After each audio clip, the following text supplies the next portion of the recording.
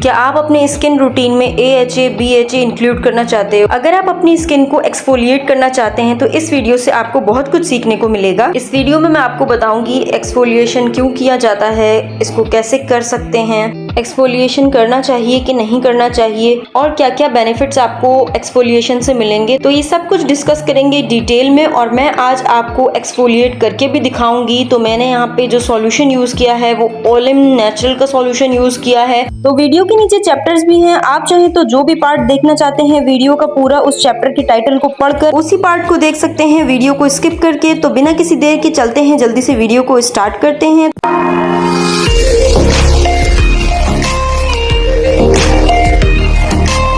तो सबसे पहले स्टेप है कि हमें अपने फेस को अच्छी तरीके से पहले वॉश कर लेना है। मैं यहाँ पे ओलिम नेचुरल के प्रोडक्ट यूज कर रही हूँ, तो ओलिम नेचुरल का ही सैलिसिलिक एसिड 1% सैलिसिलिक एसिड वाला फेस वॉश यूज कर रही हूँ। अभी अपनी स्किन को बिल्कुल मैंने क्लीन किया हुआ है, कुछ भी यूज नहीं किया है, आप देख सकते हैं हाथ बिल्कुल मेरा क्लीन है। तो अच्छी तरीके से पहले अपने फेस को वॉश करना है हमें किसी भी अच्छे फेस वॉश से या क्लिनजर से। तो उसको पहले अच्छी तरीके से क्लीन कर लेंगे। तो मैं यहाँ पे फेस वॉश जो यूज कर रही हूँ वो ओलिम नेचुरल का ही फेस वॉश यूज करके दिखाऊंगी। तो इसकी मैं आपको डिटेल बता देती हूँ कि इसके अंदर 1% सैलिसिलिक एसिड है, हाइलुरोनिक एसिड है, प्लस इसके अंदर नियासिनामाइड है। और ये किन किन चीजों के लिए काम आएगा ये भी बता देती हूँ कि डीप हाइड्रेशन करने के काम आएगा ये फेस वॉश, पोर को परफेक्शन करने के काम आएगा और एक्नी ट्रीटमेंट को कंट्रोल करने के काम आएगा। तो जैसा कि ये क्लेम कर रहे हैं कि ये डीप क्लींजर का काम करेगा, अनलॉक पोर्स करेगा, रिड्यूस एक्नी करेगा, प्रिवेंट ब्रेकआउट्स करेगा और बहुत सारी चीजें जो है वो नेचुरल बैरियर आपके स्किन बैरियर को अच्छा करेगा और साथ में स्मूथ आपको फिनिशिंग वाली आपकी स्किन को फ्लॉलेस बनाएगा। तो अब जब बात फेस वॉश की हो रही है तो मैं आपको डिटेल में ये बात बता दूं कि अपने फेस वॉश को आप अच्छी तरीके से 1 मिनट तक अपने फेस के ऊपर मसाज किया करें। सर्कुलेशन मोशन में आपको करना है, पहले अपने फेस को थोड़ा सा गीला करना है, उसके बाद आपको जितनी भी अमाउंट में लेना है क्वांटिटी इतनी लें कि आप जितना अमूमन फेस वॉश यूज करते हैं और उसके बाद आप इसको अपने फेस के ऊपर अच्छी तरीके से 1 मिनट तक जो है वो अप्लाई करते रहेंगे। उसके बाद आपको लूक वार्म वाटर से वॉश करना है। तो अच्छे रिजल्ट्स के लिए थोड़ी सी मेहनत आपको करनी पड़ती है और अगर यही मेहनत आप अगर करेंगे तो आपका जो पैसा इन्वेस्ट हुआ है वो चाहे आपके किसी भी अच्छे फेस वॉश पे हो या कोई सस्ते फेस वॉश पे हो, लेकिन तरीकेकार अगर आप अच्छी तरीके से फॉलो करते हैं तो वो प्रोडक्ट फिर आपको सही तौर पे फायदा भी पहुंचाता है। तो आपका सबसे इंपॉर्टेंट काम इसमें यह है कि आपको 1 मिनट तक कंटिन्यू अपने फेस को इस तरह से स्क्रब करना है, बिल्कुल स्लो अपने फेस को बहुत ही प्यार से आपको मसाज की तरह अपनी फिंगर टिप की मदद से। तो अब मसला यहाँ पे ये आता है कि हम मुंह धोते हुए बिल्कुल भी अपनी घड़ी को देख नहीं सकते या काउंट किस तरह से करते हैं। तो मैं आपको बहुत ही आसान तरीका बताती हूँ कि 1 मिनट में 60 सेकंड्स होते हैं और 60 सेकंड्स को आपको काउंट इस तरह से करना है कि जितने देर में आप 1001 बोलते हैं तो 1 सेकंड हो चुका होता है, 1002, 1003, 1004 इस तरह से आपको काउंटिंग करनी है 60 तक, मतलब 1060 तक आपको काउंट करना है। तो 1 मिनट आपका कंप्लीट हो जाएगा। उसके बाद आपको अपना फेस वॉश कर लेना है और ये काम करने के बाद आपको बहुत अच्छे रिजल्ट्स मिलेंगे। जो चीज आपका फेस वॉश अगर काम नहीं करता होगा वो ही आपको अच्छे रिजल्ट्स देने लगेगा। आप जो प्रोडक्ट लगा रहे हैं और लगाने के बाद भी अगर आपको अच्छा रिजल्ट्स नहीं मिल रहा है तो कहीं ना कहीं आप उसको लगाने में मिस्टेक्स कर रहे हैं। तो आप मेरा टाइम भी देख सकते हैं कि मैंने 1 मिनट 53 सेकंड पे स्टार्ट किया था और मैंने कोई 1 मिनट से थोड़ा ज्यादा मिनट को अपने फेस पे हल्का सा मसाज किया। अब मैं लूक वार्म वाटर से अपने फेस को वॉश करके आती हूँ, फिर आपको रिजल्ट दिखाती हूँ। तो यहाँ पे मैं अच्छी तरीके से अपने फेस को वॉश कर चुकी हूँ और आप देखिए बहुत ही क्लीन क्लियर फेस हो चुका है, बिल्कुल डर्ट फ्री हो चुका है, ऑयल फ्री हो चुका है। तो जो फेस वॉश के ऊपर ये क्लेम हुआ है कि 1% सैलिसिलिक एसिड डला हुआ है तो इसका मतलब है कि इस फेस वॉश में 1% सैलिसिलिक एसिड डला हुआ है। अदरवाइज वरना आपको लोग इस कंपनी के ऊपर केस भी कर सकते हैं। तो मुझे ये फेस वॉश अच्छा लगा है और इसके रिजल्ट्स मुझे अच्छे लगे हैं। तो अच्छी तरीके से पहले अपने फेस को ड्राई कर लेते हैं और उसके बाद नेक्स्ट स्टेप की तरफ जाएंगे।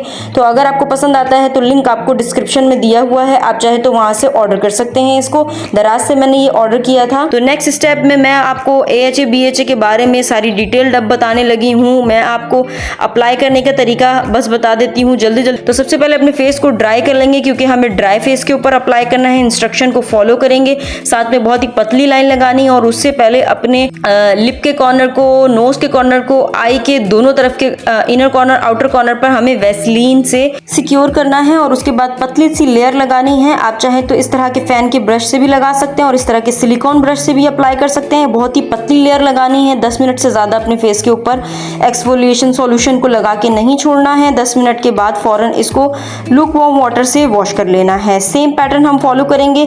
तो जो मैं डब्बे में पढ़ रही हूँ वो मैंने जल्दी से आपको बता दिया। अब यहाँ पे सवाल आता है कि एक्सफोलिएशन क्या होता है, तो मैं आपको बता दूं हमारी स्किन जो होती है वो 2 लेयर्स में होती है। ऊपर वाली लेयर को एपिडर्मिस कहते हैं और लोअर लेयर को डर्मिस कहते हैं। तो ऊपर वाली जो लेयर होती है एपिडर्मिस, उसके अंदर 4 लेयर होती है और उसकी सबसे ऊपर वाली जो लेयर होती है उसको बोलते हैं हम स्ट्रैटम कॉर्नियम। तो जो सेल्स हैं वो ऊपर की नीचे की लेयर से ऊपर की लेयर तक मूव करता है। तो जब तक वो स्ट्रैटम कॉर्नियम में आता है उसको हम कहते हैं डेड स्किन सेल्स। तो ये जो सेल्स हैं वो अगर बहुत टाइम तक स्ट्रैटम कॉर्नियम में चिपका रहता है, जिसे हम नॉर्मल जबान में डेड स्किन भी कहते हैं कि स्किन के ऊपर डेड स्किन है और स्किन बहुत डल हो गई है, अब स्किन का जो लुक है वो फ्रेश नहीं लग रहा है और आपकी स्किन जो है वो ग्लोई नहीं लग रही है, तो ये सारे प्रॉब्लम्स होते हैं। और स्किन के ऊपर जो लेयर आई हुई है उसको रिमूव करने के लिए हम अपनी स्किन के ऊपर एक्सफोलिएशन यूज़ करते हैं।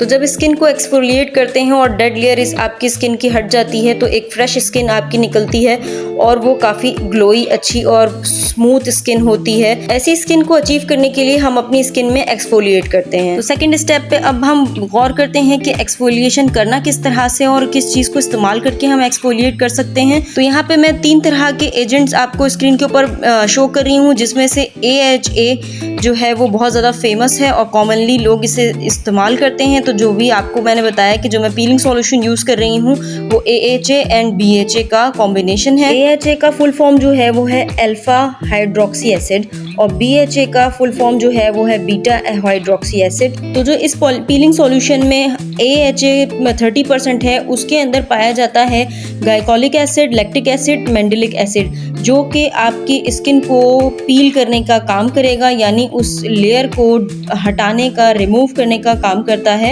तो अब जो इसके अंदर BHA है यानी बीटा हाइड्रोक्सी एसिड, उसके अंदर जो पाया जाता है एजेंट वो पाया जाता है सैलिसिलिक एसिड, जो कि एक्नी की स्किन के ऊपर, ब्लैक हेड्स, व्हाइट हेड्स जिसकी स्किन के ऊपर होता है उसको सही करने के लिए हेल्प करता है सैलिसिलिक एसिड, और डल स्किन को रिपेयर करने का काम करता है। स्किन के ऊपर जो डार्क स्पॉट्स हो चुके हैं उसको लाइट करने का काम करता है। तो जैसे कि मैंने आपको दोनों चीज़ों को AHA BHA को बहुत ही ज़्यादा डिटेल में बता दिया है कि उम्मीद करती हूँ कि आपको ये समझ में आ रहा होगा कि AHA BHA करता क्या है और उसके अंदर कौन कौन से जो इंग्रेडिएंट हैं वो पाए जाते हैं और वो किन किन प्रॉब्लम वाले फेसेस के ऊपर काम कर सकता है। तो अब बात करते हैं कि आपको क्या क्या फ़ायदा मिलेगा एक्सफोलिएट करके अपनी स्किन को। आपकी स्किन की डलनेस कम हो सकती है, स्किन टोन मोर इवन दिख सकता है, थोड़ा सा ब्राइटर शाइनियर दिखेगा, और अगर आपकी एक्नी है तो वो भी कंट्रोल हो सकता है। एक्नी के बाद जो स्पॉट हो जाते हैं ब्लैक से वो भी कम दिखने लगते हैं। आपकी स्किन रिंकल फ्री भी होने लगती है।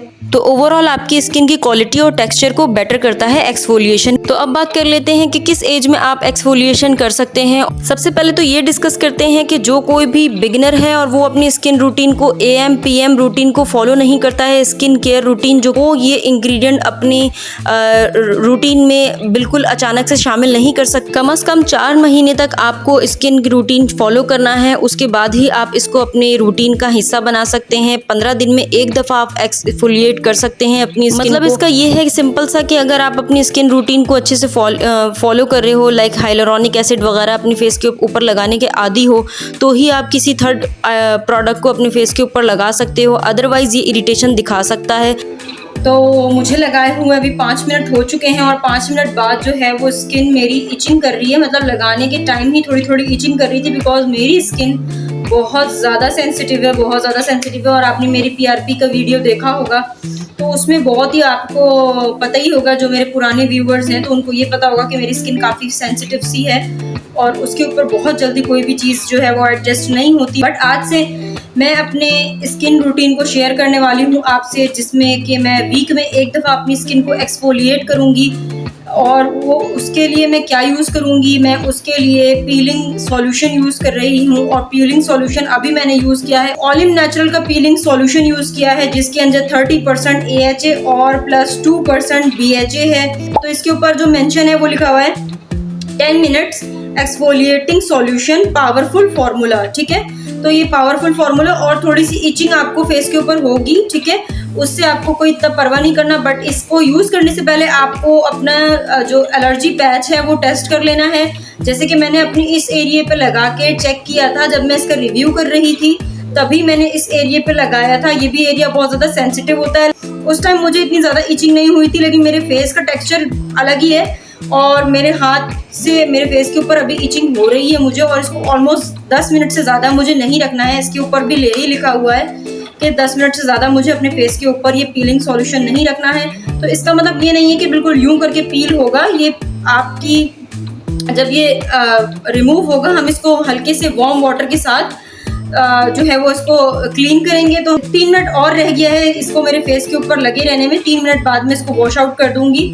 तो यहाँ पे मैंने अपने फेस को वॉश कर लिया है और रिजल्ट आपके सामने है। मैं क्या अपने मुंह से तारीफ़ करूँ, आप खुद ही मेरे स्किन को देख सकते हैं कि बहुत ज़्यादा ग्लोई, बहुत ज़्यादा फ्रेश और बहुत ज़्यादा क्लियर स्किन लग रही है मेरी। साथ में ये 1-2 दिन एडजस्ट करने में लेगी और उसके बाद ये इसका रिज़ल्ट काफ़ी अच्छा और आएगा। दैन अदरवाइज़ मैं पीछे जो बात कर रही थी कि किस एज में आप जो है वो एक्सफोलिएट कर सकते हैं, कंटिन्यू करते हैं, तो आप अगर 25+ हैं तो आप एक्सफोलिएट कर सकते हैं अपनी स्किन को, क्योंकि इससे पहले वाले एज की उम्र वालों को उनकी स्किन में कोलेजन की मिकदार ज़्यादा होती है और उनकी स्किन बहुत ज़्यादा यूथफुल पहले ही लग रही होती है, तो उनको इस चीज़ की ज़रूरत नहीं होती। तो अब बात करते हैं स्किन टाइप के ऊपर कि कौन सी स्किन टाइप वाले एक्सफोलिएशन कर सकते हैं। तो ऑयली स्किन वालों के लिए ये बहुत अच्छे से काम करता है और ऑयली स्किन वाले महीने में 2 से 3 दफ़ा एक्सफोलिएशन कर सकते हैं। और अगर बात की जाए ड्राई स्किन वालों की, तो ड्राई स्किन वालों को इस प्रोसीजर में स्किन और ज़्यादा ड्राई होने के चांसेस हैं। तो आप इस तरह से कर सकते हैं कि आप अपने स्किन को पहले बहुत अच्छी तरीके से मॉइस्चराइज करें। जिस दिन आपको